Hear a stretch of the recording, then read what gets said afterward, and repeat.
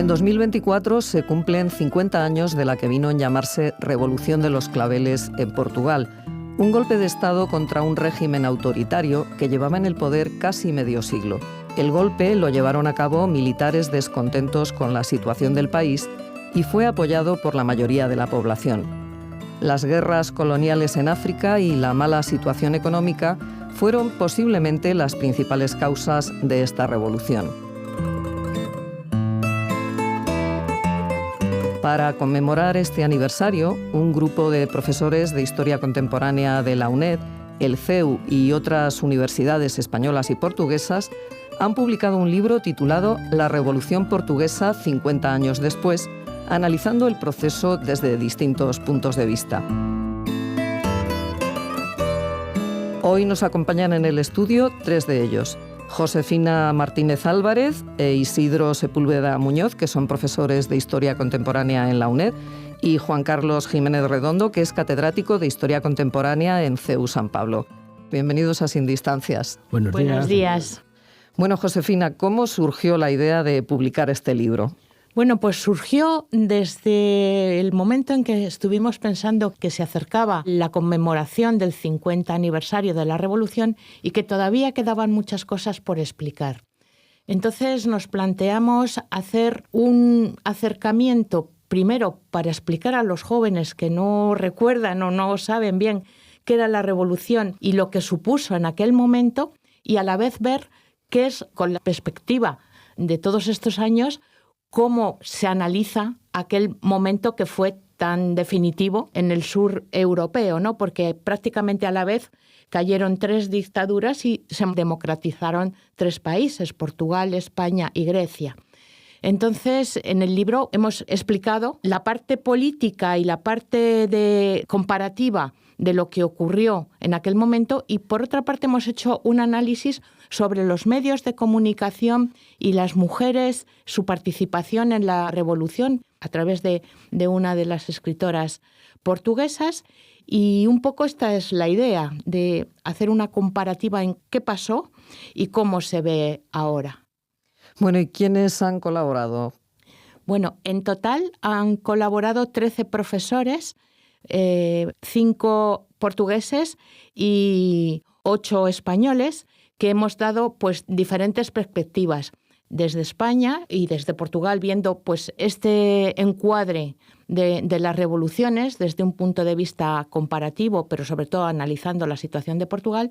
Y luego pues también los medios de comunicación, la importancia que tuvieron tanto los profesores portugueses como profesores españoles, analizando pues cómo fue esta actuación de los medios y cómo también les influyó a los propios medios de comunicación todo el cambio político que estaba sucediendo en Portugal. Bueno, Juan Carlos, cuéntanos qué estructura tiene la obra y qué aspectos de la revolución se han analizado en los distintos capítulos. Pues el libro se estructura en 2 partes, yo creo que bastante bien diferenciadas. En una es un análisis más o menos global de cada uno de los profesores que intervienen en esa parte, de la revolución, qué fue la revolución.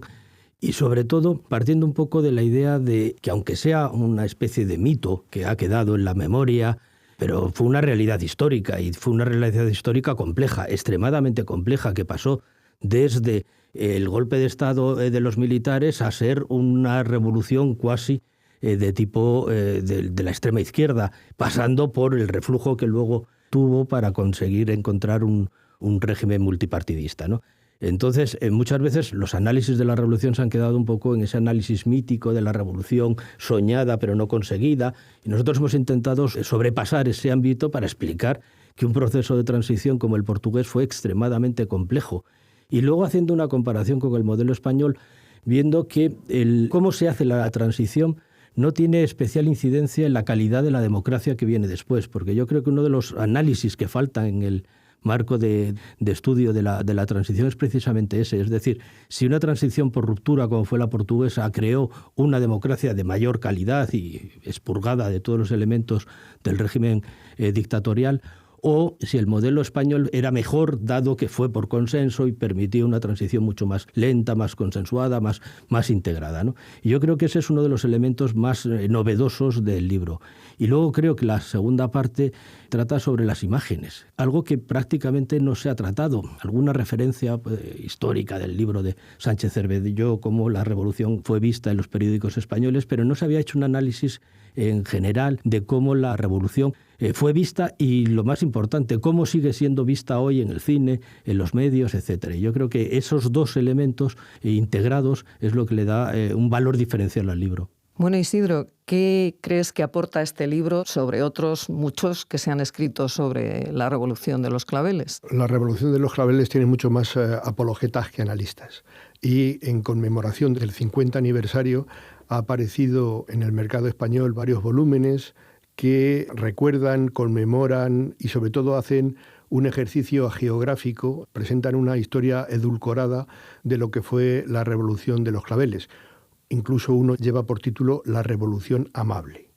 Bueno, es una revolución amable que purgó a más de 12.000 catedráticos de universidad, que expulsó de la carrera diplomática a miles de diplomáticos, funcionarios, todos aquellos que habían alcanzado su puesto de trabajo durante la dictadura. Y es una dictadura que tenía 50 años, con lo cual difícilmente se podía haber alcanzado una mayoría de edad anteriormente, fueron apartados. Vieron cortada su carrera laboral precisamente para purgar la herencia de la dictadura. Por tanto, muy amable no fue. El éxito de estos volúmenes que presentan esta leyenda rosa de la Revolución atiende fundamentalmente a dos equívocos. El primero es puramente de ignorancia. El poderoso mensaje casi iconográfico que manifiesta la propia denominación de la Revolución de los Claveles, atañe a esta imagen de aquella camarera que en los primeros días de la Revolución, saliendo de su lugar de trabajo, lleva los claveles y los pone en las bocanas de los fusiles. Y esta imagen verdaderamente iconográfica ha quedado, y como ocurre con los tontos cuando el sabio señala la luna y ellos miran el dedo, nosotros nos quedamos fijos en los claveles. Pero en realidad lo más poderoso de esa imagen es el cañón del fusil que hay debajo. La revolución fue protagonizada, fue liderada y fue prácticamente estructurada siguiendo la norma del movimiento de las Fuerzas Armadas dirigido por Otero Saraiva de Carvalho, que estaba muy ideologizado, muy influido por la ideología comunista, y el Partido Comunista Portugués ni siquiera pudo acercarse al poder, fundamentalmente porque los militares capitanearon todo el proceso.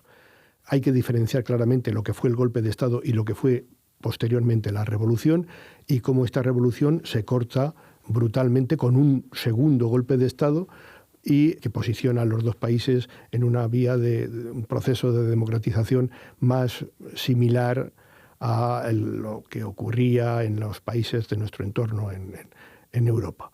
El segundo equívoco que se produce es comparar ambas transiciones, y esta idea edulcorada de la revolución en Portugal viene a añadir fuerza a aquellos partidos políticos, a aquellas corrientes intelectuales que desde hace algunos años cuestionan la transición española, fundamentalmente tratando de presentarla como una suerte de continuidad modernizadora del franquismo. Nos vienen a decir, aquello sí fue un verdadero cambio, aquí hubo mera continuidad.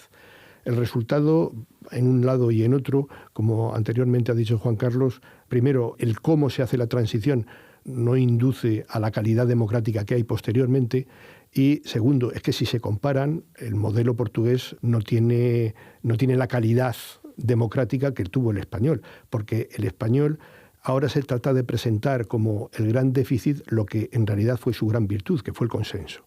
Fue una democracia que dirigió la clase política y que se hizo entre todas las fuerzas.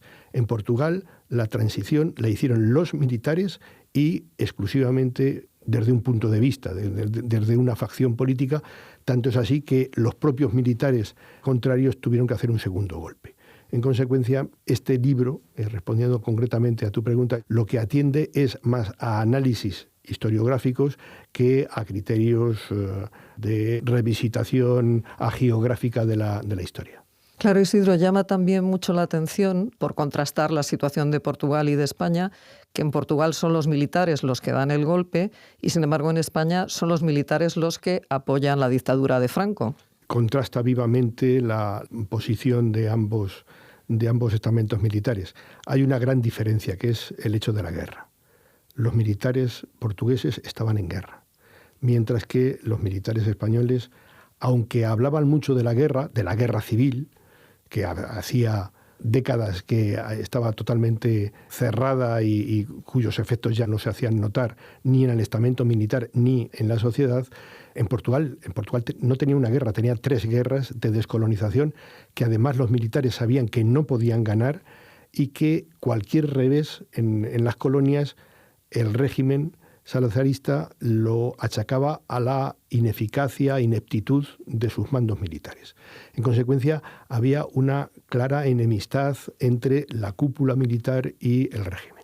Bueno, Juan Carlos, ¿cómo se vio desde España el proceso portugués? Porque hay que tener en cuenta que Franco estaba ya muy enfermo, de hecho murió el 20 de noviembre del 75, cuando se produjo en Portugal una nueva intervención militar, como acaba de recordarnos Isidro, que, bueno, me imagino que produciría bastante inquietud, ¿no?, entre los miembros del régimen. Desde el año 72, 73, más 73, la legación española en Portugal mandaba un montón de informes advirtiendo de que la situación de Caetano era insostenible y que iba a haber un golpe de Estado.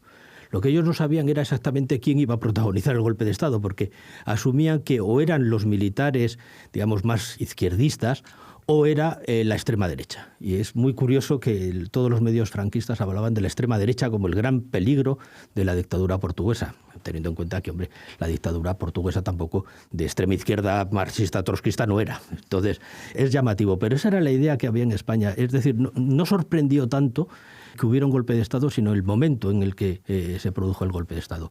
Y yo creo que la mejor comparación es una frase que no recuerdo de quién, pero que era: o hacemos la transición o no la hacen. Porque el ejemplo portugués lo que demostraba es que las 2 dictaduras habían llegado a un punto final. Entonces, la diferencia es que en Portugal la dictadura había encontrado una fórmula de mantenerse a través de la desaparición de Salazar, que es el gran constructor de la dictadura portuguesa, y en el año 68 tiene un accidente vascular y 2 años después muere. Pero es que habían nombrado a Caetano primer ministro. Es decir, el Estado Nuevo parecía que tener capacidad endógena para autoperpetuarse. Y esto había creado una situación en los militares de punto final. Es decir, o acabamos nosotros con la dictadura o la dictadura tiene capacidad para perpetuarse. En España hay una diferencia muy sustancial, y es que muy pocos creían que era posible mantener la dictadura después de Franco. Y todos sabían que antes o después era necesario iniciar un proceso de transición. Otra cosa es cómo se iba a iniciar ese proceso de transición y cómo se debía hacer. Y yo creo que la verdadera importancia de la Revolución de los Claveles es demostrarle a los que todavía eran reacios, en lo que se llamaba el búnker franquista, que la transición era una necesidad y era un elemento que no se podía dejar atrás, y además que tenía que ser protagonizado por la misma gente que venía, por los, digamos, aperturistas o ya los demócratas que estaban en el régimen, porque si no la alternativa era que fuerzas, ellos pensaban que siempre que el Partido Comunista tenía más fuerza real de la que luego demostró, pero tenían la idea de que ellos iban a protagonizar la transición, y entonces el proceso no iba a ser posible de sujetar. Y la Revolución de los Claveles, prácticamente todos los informes diplomáticos españoles dicen: ven cómo tenemos que ir a un proceso de transición, porque o lo hacemos nosotros o no vamos a poder controlar el proceso. Y luego hay otro elemento muy importante, es que lo ha dicho Isidro, que es África. ¿Por qué? Porque en España hay un problema, hombre, no de la misma magnitud, pero está el problema del Sáhara con la Marcha Verde. Y esto convence a los militares españoles de que España no puede arriesgar el futuro proceso de transición a una aventura colonial de defensa del Sáhara, defensa militar del Sáhara. Y esto lo que hace es retrotraer la participación militar de España en el Sáhara, y decide ceder los derechos de soberanía a Mauritania, Marruecos y Argelia. Entonces, yo hablo de la transición espejo porque lo que verdaderamente hizo la transición portuguesa fue reflejar en el franquismo la idea de que tenemos que darle, y la única salida real es encontrar un proceso de cambio interno. Y un último elemento que me parece también importante. Hay una parte del franquismo muy reacio a cualquier posibilidad de cambio y decide que tenemos que mantener el movimiento, aunque sea el movimiento nacional, aunque sea por las vías que sean. Bueno, la revolución demuestra que no es posible. Y en el año 75, y ya para finalizar, hay otro elemento muy importante, que es el verano caliente portugués, que es una especie casi de guerra civil. O sea, es que es un enfrentamiento extraordinariamente poderoso, que nosotros tendemos en los análisis, como decía también Isidro al principio, bueno, pues esa parte como si no existió. Bueno, pues existió y fue un enfrentamiento extremadamente duro. O sea, las sedes del Partido Comunista en el norte de Portugal fueron arrasadas, todas las organizaciones de extrema izquierda fueron atacadas por un levantamiento tan popular como el que apoyó a la revolución, la parte más izquierdista de la revolución. Y fue la demostración de que una gran parte muy mayoritaria del pueblo portugués no quería una revolución, en el sentido de que los militares, sobre todo la parte esta revolucionaria, autogestionada que planteaba Otelo Saraiva de Carvalho, no contaba con apoyo social. El apoyo social de la revolución, el verdadero apoyo social, estaba enormemente centrado. Y cuando se celebran las elecciones, gana el Partido Socialista y el segundo es el Partido Socialdemócrata. Y entre los dos, que son, digamos, los dos elementos centrales, tienen casi el 70% de los votos. Y esto también convence en España a decir, bueno, vamos a ver que pasar del franquismo no vamos a pasar a un régimen comunista. Es decir, porque el Partido Comunista tiene un gran protagonismo en el marco de la oposición, pero no tiene ese apoyo social que nosotros creíamos que tenía. Entonces, podemos controlar moderadamente la revolución si damos pasos decisivos hacia hacer real la idea de que vamos a transitar a la democracia. Yo por eso creo que es bastante más importante de lo que parece para comprender nuestra propia transición. Quizás con elementos negativos, pero demuestra que con la muerte de Franco es imposible mantener una dictadura en España, el movimiento, como se quiera llamar, y sobre todo el rey, Juan Carlos, asume que él tiene que liderar la transición democrática. El experimento de Spínola, queriendo ser él el gran líder de la revolución, es un fracaso absoluto, tiene que dimitir, y Juan Carlos toma nota y dice, tenemos que ir hacia dar pasos reales que perciba el resto que vamos a ir a una transición pactada, ordenada, pero a una transición. ¿Vale? Y eso es lo que luego también hace que Juan Carlos prescinda de Arias Navarro y ya con el nombramiento de Suárez vayan a una transición en sentido estricto del término. Bueno, ¿y qué opináis de las teorías de Huntington acerca de la tercera ola? ¿Podríais explicarnos algo? Bueno, la teoría de la tercera ola democratizadora de Huntington fundamentalmente lo que hace es un reduccionismo pedagógico para interpretar de una manera sencilla procesos que son muy diferentes, en ocasiones claramente antagónicos, pero que coinciden en el tiempo y en el propósito. La revolución hacia la transición democrática en Portugal da salida a un proceso democratizador no solamente también en España, sino en las repúblicas americanas. No hay una influencia directa en la transición griega, pero sí influye mucho en los países de Iberoamérica que toman tanto Portugal como sobre todo España como modelos para llevar a cabo salidas a dictaduras militares que habían comenzado la década antes. No tenían tanta tradición, excepto en el caso de Brasil no tenían tanta tradición, pero realmente sí que las transiciones ibéricas, tanto Portugal como España, marcan el camino a la salida de las dictaduras en América Latina. Yo sí me gustaría añadir una cosa, porque Huntington, que me parece una referencia importante, pero seguramente es el politólogo que mejor ha hecho titulares de prensa. Es algo absolutamente fantástico poniendo el título a sus obras, ¿no? Y luego, cuando lo lees, pues ya tienes algo más de tal, pero estoy hablando del choque de civilizaciones, de la tercera ola, pues son realmente títulos enormemente impactantes. Tiene un mérito, y es intentar ver si hay procesos globales que de una forma más o menos coetánea influyen en grandes procesos históricos. Bueno, yo creo que en eso tiene cierto sentido la idea de la tercera ola. Luego, cuando analizas cada uno de los procesos de forma individual, pues ves las enormes diferencias que hay, pero tampoco nos debe extrañar. Es decir, nosotros podemos comparar, y de hecho hay autores que hablan de la transición ibérica. Bien, pero comparar la transición portuguesa con la transición española es como comparar, no sé, un huevo con una castaña. Es decir, son procesos extraordinariamente diferentes porque nosotros tendemos a ver Portugal casi como un cierto apéndice de España y que tienen la misma historia que tenemos nosotros, porque en el fondo la idea subyacente es que, bueno, son independientes, pero somos casi iguales. Pues no. Me acuerdo que escribí un libro con el profesor Hipólito de la Torre, que yo creo que además acertamos con el título, que era Historia de una diferencia. No historia de una semejanza, sino historia de una diferencia. Porque, claro, los grandes procesos históricos son muy parecidos. Pero lo mismo que se da en España, en Portugal, también podríamos meter a Italia, podríamos meter a Francia, porque, digamos, son procesos globales. Pero luego, cuando analizas la letra pequeña de cada uno de esos procesos, vemos que la sociedad portuguesa y la sociedad española no tienen nada que ver. Tú has dicho antes en la entrada que las razones económicas son unas razones importantes. Bueno, el franquismo, con todos los problemas que queramos ver, lo que había conseguido el desarrollismo de la última etapa franquista es situar a España en unas estructuras de clases medias amplias. La misma persona que en esos momentos tenía un 600 y tenía un pisito en Benidorm, pues 30 años antes pues estaba en una situación precaria. Bueno, el Portugal de 1974 era el país, después de Turquía, más pobre de Europa. Y tenía unos déficits bueno, la ingesta de carne era la más baja que se producía en Europa. Y había un problema real de unos salarios extraordinariamente bajos y de unos niveles de vida extraordinariamente bajos. Es decir, el desarrollismo de Caetano no tiene en modo alguno ese éxito. En España, el éxito de ese desarrollismo lo que hace es que todo el mundo piense que, por supuesto, queremos transitar a la democracia, pero de forma ordenada, porque hemos conseguido un cierto nivel de bienestar material que no queremos poner en riesgo.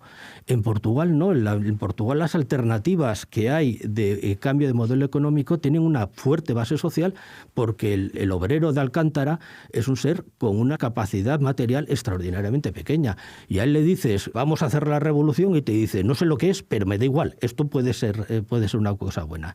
Entonces, quiero decir que las diferencias estructurales son extraordinariamente importantes, y le sumas a África, y le sumas además el proceso de ideologización que se produce en Portugal en los años 60 no tiene nada que ver con el proceso español, que sí que es más superficial, pero no tiene ese nivel estructural que tiene en Portugal.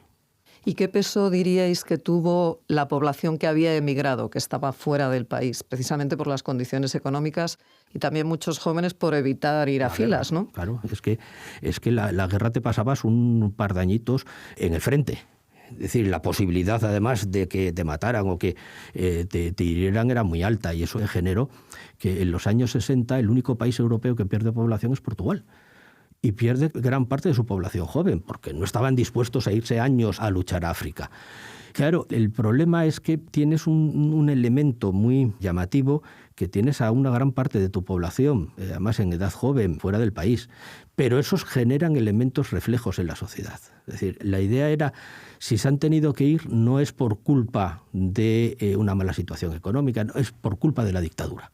Y la dictadura, por tanto, es un elemento tan perverso que tenemos que acabar con ella. Yo creo que la inmigración lo que genera en la sociedad que se queda es una idea de que o derrumbamos la dictadura o Portugal no tiene futuro. De ahí el apoyo que se tiene a la revolución. Bueno, precisamente uno de los capítulos de nuestro libro analiza cómo ven la revolución los portugueses que viven en Estados Unidos. El profesor Alberto Pena y Lucía Ballesteros analizan el Portuguese Time que se está escribiendo en Estados Unidos y cómo sirve la editorial que hacen en el periódico, cómo concitan una manifestación tanto en Washington como en Nueva York pidiendo que se democratice Portugal. En estos momentos hay cerca de 1/5 de la población que está viviendo fuera de Portugal, y este periódico va a ser que moviliza muchísimo tanto a la población americana pidiendo como la repercusión que tiene la propia prensa portuguesa pidiendo cambio democrático y esas elecciones. Va a ser un tema muy importante y además muy interesante dentro de las publicaciones de nuestro libro. Bueno, Josefina, antes has señalado también que una parte importante del libro es precisamente las imágenes que han quedado sobre la Revolución Portuguesa, que ha habido películas, ha habido reportajes. ¿Cuál es la importancia de la imagen que nos ha quedado de la Revolución Portuguesa? Bueno, hay un tema que va a ser muy significativo en la prensa portuguesa. Se dan a la vez dos procesos. Por un lado, dentro del decálogo de los militares está la abolición completa de la censura. Entonces se produce esa abolición desde el primer día en la censura en la prensa y en el cine. Entonces en la prensa esta abolición de la censura va a suponer que se convierta en el mayor portavoz y el mayor modo de mostrar la revolución y de expandirla a todo Portugal, incluso fuera. Porque se va a convertir, la parte gráfica de la prensa va a ser muy significativa. Todos los periódicos lo que van a sacar son muchísimas fotos de lo que está sucediendo en Lisboa y en Oporto. Entonces, apenas los periódicos tienen texto, sino que van a sacar muchísimas imágenes que van a movilizar a toda la población. Y en el cine, esta misma abolición de la censura lo que va a producir es que todas esas películas censuradas que hasta el momento había sido imposible ver en Portugal pasan a verse en las salas de cine. Ese mismo año, por ejemplo, se había estrenado en toda Europa El último tango en París. Pues en los cines portugueses va a ser enormes las colas que van a verlo. También en esa apertura va a entrar Emmanuel, que se había estrenado 2 años antes, y películas pues como Hiroshima Mon Amour o El acorazado Potemkin, que nunca se habían visto en Portugal. Entonces los cines se van a llenar de películas hasta entonces prohibidas. También en la televisión portuguesa también hace un movimiento enorme de sacar las cámaras a la calle y rodar continuamente lo que está pasando. Entrevistar esas ansias que los portugueses tienen de libertad, de cambio. O sea, si uno ve los reportajes portugueses y los reportajes que se hacen para otros canales europeos, porque en España solamente hay allí un equipo constante de televisión, pero solamente se van a hacer 2 programas en televisión española sobre el tema de Portugal y referido pues a lo que está pasando en Portugal sin entrar en ningún tema político ni nada, ¿no? Lo que está pasando en Lisboa. Entonces, lo que se ve es ese cambio enorme, tanto en la forma de filmar, porque son todo documentales con cámara al hombro, se quita toda la parte majestática o estática de los planos fijos de televisión y todos son entrevistas a la gente que realmente está como feliz en estos primeros momentos de lo que va a suceder. Entonces son cambios muy importantes en la manera de transmitir y que ha sentado las bases de pensar en esa idealización de la revolución, porque es lo que nos va a llevar tanto el fotoperiodismo como la televisión. Y las propias películas que se han hecho posteriormente sobre la Revolución Portuguesa quizás han contribuido a edulcorar un poco la imagen, como ha señalado antes Juan Carlos. Sí, las películas, a diferencia del cine español, hay una continua tratamiento de lo que fue la revolución y el imperio. O sea, en Portugal, en estos 50 años prácticamente se han hecho una película al año donde se habla del imperio, de la soledad de Portugal, también sobre la propia revolución. Hasta el año 2000 no se hace la película de María de Medeiros, que es Capitanes de Abril, que va a ser un poco el ensalzamiento de lo que fue la revolución. Sí se hace antes un estudio más crítico en las películas de lo que había sido la dictadura, una crítica de la propia burguesía. Hay varias películas sobre esos que han ido a vivir fuera y que se han exiliado o han emigrado para no ir a la guerra y no han contribuido. Entonces el cine es muy crítico con estas visiones de los jóvenes que vuelven a ver qué ha pasado con la revolución y comparan esa vida que tienen fuera con lo que ha pasado dentro y se muestra el proceso revolucionario en comparación con ese egoísmo de la burguesía, que es lo que vienen a denunciar las películas. Pero en cambio el cine español, primero, se han hecho muchísimas menos películas, solamente unas 14 en todos estos 50 años, y además son todas muy críticas con nuestro proceso de descubrimiento de América y el tratamiento que se ha dado en América pues, a los indios, a la explotación, la avaricia. Todo esto es lo que queda reflejado en el cine español, mientras que Portugal sí hace una reflexión sobre su propio análisis de su propio colonialismo, pero no es tan mordaz con ello. Bueno, pues ya para terminar, no sé si queréis añadir algo más. Me gustaría añadir solo una cosa. Es cada vez más necesario hacer aproximaciones críticas hacia procesos que en el imaginario colectivo quedan como elementos de referencia fundamental. Yo creo que tenemos que huir de esos análisis edulcorados y ser críticos, pero no podemos perder de vista que con la dificultad de hacer la transición, en Portugal se crea un régimen multipartidista, una democracia liberal que ha dado lugar a una democracia absolutamente plena y a un Estado de Derecho que yo creo que es una envidia en toda Europa. Es decir, es un Estado plenamente homologado a las democracias más avanzadas de cualquier parte del mundo. Y eso, nos guste o no nos guste, eso es obra de la Revolución. La Revolución abrió un concepto que me parece que Portugal había olvidado durante 50 años, que es el de libertad. Y gran parte de ese mito de la Revolución viene porque existe un consenso absolutamente transversal. Es decir, en Portugal hay muy poca gente que critique la Revolución como la espita que abrió la libertad para los portugueses. Y yo creo que eso es un mérito que debemos agradecerle a los militares que dieron el golpe de Estado. Josefina, ¿y tenéis pensado hacer algún acto de presentación del libro? Pues sí, precisamente hemos organizado 2 sesiones para hablar de nuestro libro.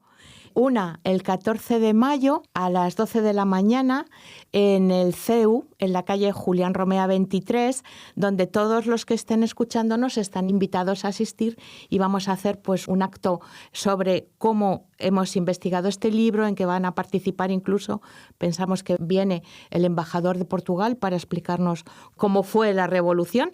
Y luego, el 12 de junio a las 7 de la tarde, el Centro Riojano también nos ha ofrecido la posibilidad de presentar y hablar allí sobre la revolución de los claveles y hablar de nuestro libro. Muy bien, pues Josefina Martínez e Isidro Sepúlveda, profesores de Historia Contemporánea en la UNED, y Juan Carlos Jiménez Redondo, catedrático de Historia Contemporánea en CEU San Pablo. Muchísimas gracias por habernos acompañado esta mañana en Sin Distancias para hablarnos sobre la Revolución Portuguesa 50 años después, un libro que recomendamos a todos los que estén interesados en saber más sobre este hecho histórico.